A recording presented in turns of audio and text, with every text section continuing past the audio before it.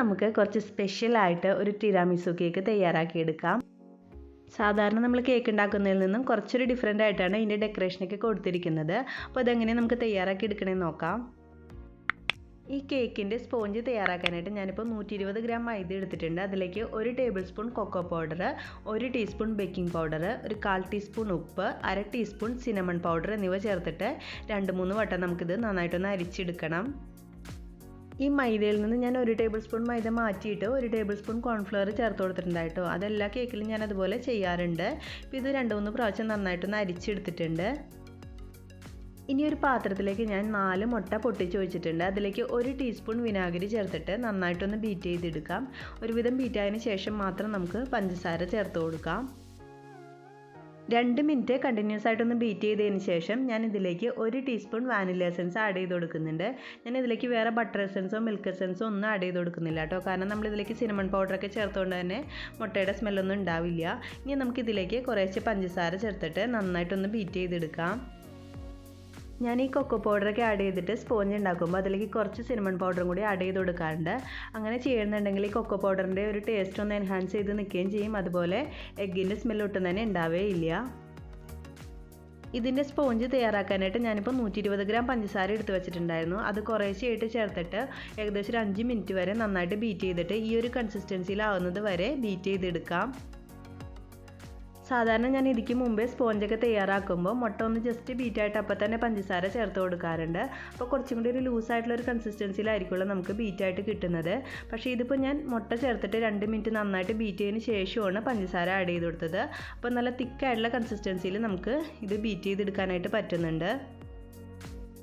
ഇനി അടുത്തതായിട്ട് ഞാനിപ്പോൾ ഒരു 2 ടേബിൾ സ്പൂൺ അൺസാൾട്ടഡ് ആയിട്ടുള്ള ബട്ടർ ഒന്ന് മെൽറ്റ് ചെയ്തെടുത്തിട്ടുണ്ട്. അതിലേക്ക് 3 ടേബിൾ സ്പൂൺ പാലും കൂടി ഒഴിച്ച് മിക്സ് ആക്കിയതാണ്.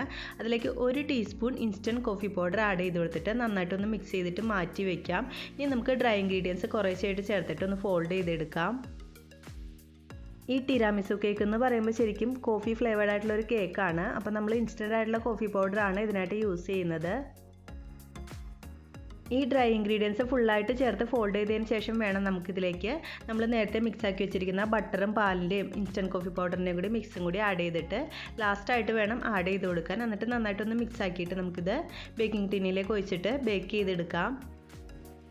ഞാനിപ്പോൾ ഇതിലേക്ക് 1 ടേബിൾ സ്പൂൺ കൊക്കോ പൗഡറൊക്കെ ആഡ് ചെയ്തിട്ടുണ്ട്. നിങ്ങൾക്ക് വേണമെന്നുണ്ടെങ്കിൽ അത് ഒഴിവാക്കാം. അതുപോലെ തന്നെ ഇതിലേക്ക് ബട്ടറിന് പകരം ഓയിൽ വേണമെങ്കിൽ നമുക്ക് ചേർത്ത് കൊടുക്കാം.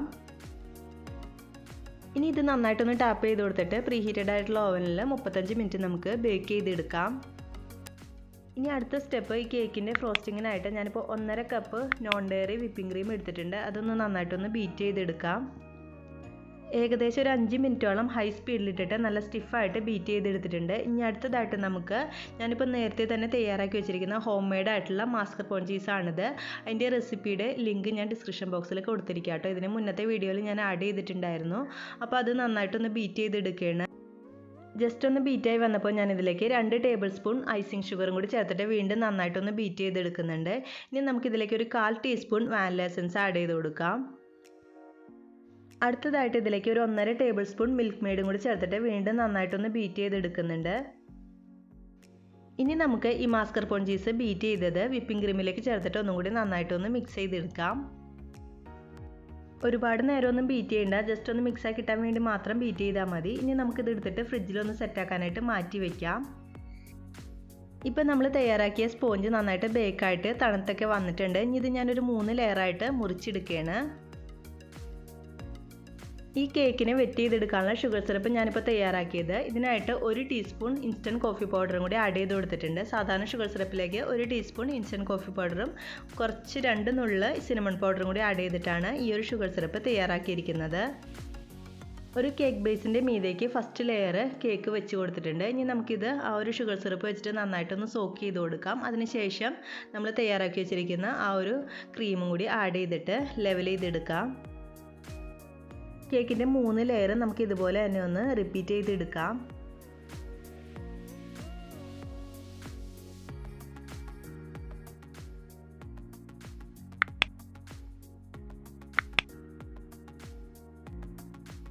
ഈ ടിരാമിസു കേക്കിൻ്റെ ക്രീമിന് ഒരു പ്രത്യേക ടേസ്റ്റാണ്. കാരണം നമ്മളിതിലേക്ക് മാസ്കർപോൺ ചീസും മിൽക്ക് മെയ്ഡൊക്കെ ആഡ് ചെയ്തിട്ടാണ് ഉണ്ടാക്കുന്നത്. അപ്പോൾ ക്രീമിന് ഒരു പ്രത്യേക ടേസ്റ്റാണ്.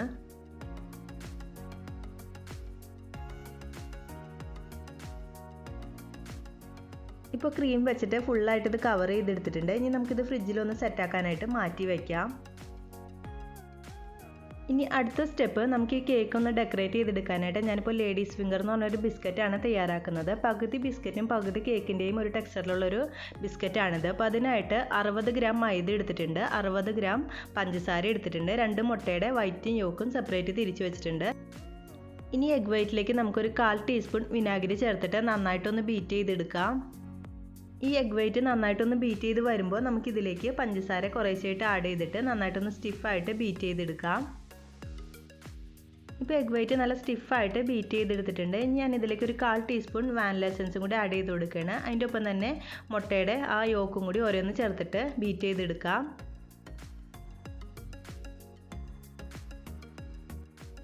ഇനി നമുക്ക് എടുത്തു വെച്ചിരിക്കുന്ന കൂട്ടിലേക്ക് മൈദ കുറേശ്ശെയായിട്ട് ചേർത്തിട്ട് നന്നായിട്ടൊന്ന് ഫോൾഡ് ചെയ്തെടുക്കാം. അപ്പോൾ നമ്മൾ ഈ മൈദയുടെ കൂട്ടിലേക്ക് ബേക്കിംഗ് പൗഡറോ ബേക്കിംഗ് സോഡയോ ഒന്നും ചേർക്കുന്നില്ല. കാരണം ഈ ഒരു ലേഡീസ് ഫിംഗറിൻ്റെ ആ ഒരു ബിസ്ക്കറ്റിന് ഒരു ക്രിസ്പിനെസ് കിട്ടാൻ വേണ്ടിയിട്ടാണ് ഇതൊന്നും ആഡ് ചെയ്യാത്തത്. കുറച്ചൊരു ക്രിസ്പി ആയിട്ട് ഇരിക്കാൻ വേണ്ടിയിട്ടാണ് നമ്മൾ ഈ ബേക്കിംഗ് പൗഡറും ബേക്കിംഗ് സോഡയും ഒന്നും ആഡ് ചെയ്യാത്തത്. ഇപ്പോൾ ഇത് നന്നായിട്ട് ഫോൾഡ് ചെയ്തെടുത്തിട്ടുണ്ട്. ഇനി അടുത്തതായിട്ട് നമുക്ക് ഈ ലേഡീസ് ഫിംഗറിൻ്റെ ഒരു ഷേപ്പ് കിട്ടാൻ വേണ്ടിയിട്ട് ഞാനിപ്പോൾ ഒരു റെഡിമെയ്ഡ് ആയിട്ടുള്ള ഐസിങ് ബാഗിൻ്റെ കപ്ലറാണ് എടുത്തിരിക്കുന്നത്. നിങ്ങളുടെ അടുത്ത് ഇപ്പോൾ റൗണ്ട് ഷേപ്പിലുള്ള നോസിലുണ്ടെങ്കിൽ അത് യൂസ് ചെയ്യാം. അതൊരു ഐസിങ് ബാഗിലേക്ക് ഇട്ട് കൊടുത്തിട്ട് നമുക്ക് ഈ ഒരു കൂട്ട് അതിൻ്റെ ഉള്ളിലേക്ക് നിറക്കാം. ഇപ്പോൾ ഇത് ഫുള്ളായിട്ട് ഒരു ഐസിങ് ബാഗിലേക്ക് ആക്കി കൊടുത്തിട്ടുണ്ട്. ഇനി അടുത്തതായിട്ട് ഞാനൊരു ബേക്കിംഗ് ട്രേ എടുത്തിട്ടുണ്ട്, നീളത്തിലുള്ള ഒരു ബേക്കിംഗ് ട്രേ. അതിൻ്റെ ഉള്ളിലേക്ക് ബട്ടർ പേപ്പർ ഇട്ട് കൊടുത്തിട്ടുണ്ട്. അതാകുമ്പോൾ ഒട്ടി പിടിക്കില്ല. ഇനി നമുക്ക് ഈ കേക്കിൻ്റെ ഏകദേശം ആ ഒരു ഹൈറ്റിൽ വരുന്ന ലേഡീസ് ഫിംഗറിൻ്റെ ബിസ്ക്കറ്റ് ഇതുപോലെ തയ്യാറാക്കിയെടുക്കാം. ഇതുപോലെ ഐസിങ് ബാഗിലാക്കിയിട്ട് നമ്മളിങ്ങനെ ചെയ്യുന്നുണ്ടെങ്കിൽ എളുപ്പത്തിൽ ഈ ഒരു ഷേപ്പിൽ നമുക്ക് തയ്യാറാക്കി എടുക്കാനായിട്ട് പറ്റും. ഇനി ഇത് നമുക്ക് പ്രീ ഹീറ്റഡ് ആയിട്ടുള്ള ഓവനിൽ ഒരു 10 മിനിറ്റ് നമുക്കിത് ബേക്ക് ചെയ്തെടുക്കാം. ഒരു 10 മിനിറ്റൊക്കെ കഴിഞ്ഞപ്പോഴേക്കും നമ്മുടെ ലേഡീസ് ഫിംഗർ നന്നായിട്ട് ബേക്കായിട്ട് വന്നിട്ടുണ്ട്. ഈ ഒരു കളറാകുമ്പോഴേക്കും നമുക്ക് ബേക്കിംഗ് നിർത്തണം. നമ്മളിപ്പോൾ 2 മുട്ട വെച്ചിട്ടാണ് ഈ ഒരു ലേഡീസ് ഫിംഗർ തയ്യാറാക്കുന്നത്. അപ്പോൾ ഈ ഒരു അളവിൽ നിന്ന് ഏകദേശം ഒരു 25 ലേഡീസ് ഫിംഗർ നമുക്ക് തയ്യാറാക്കി എടുക്കാനായിട്ട് പറ്റും. ഈ ബിസ്ക്കറ്റിൻ്റെ ടെക്സ്ചർ എന്ന് പറഞ്ഞാൽ പുറമേ അത്യാവശ്യം നല്ല ക്രിസ്പിയും ഉള്ളിൽ കുറച്ച് സോഫ്റ്റ് ആയിട്ടുള്ളൊരു ബിസ്ക്കറ്റാണ്.